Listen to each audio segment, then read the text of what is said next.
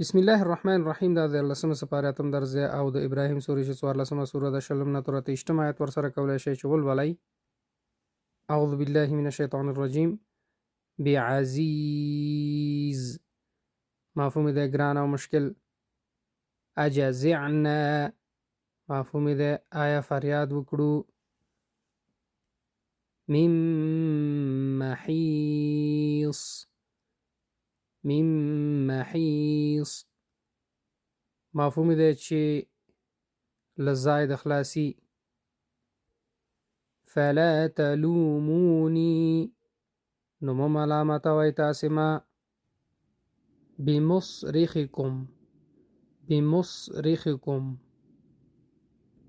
بمصرخکم فریاد ته رسیدونکی ستاسې. اصلها اصلها بیخ د هغې.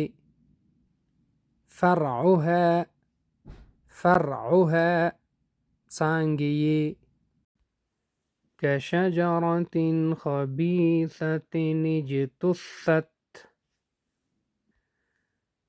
پشان د ونې دی چې پشان د ونې دی خبیثې ناپاکې چې ویستلی شوي وي مفهوم د ونې دی چې ویستلی شوي وي. واحلوا او راښکته کړی مفهوم دی او راښکته کړی. دار البوار کور د هلاکت ته. امید دی دا درس سمزه شوی. نور دوستانو سره هم چنان شیر کوي. الله مو مل شه.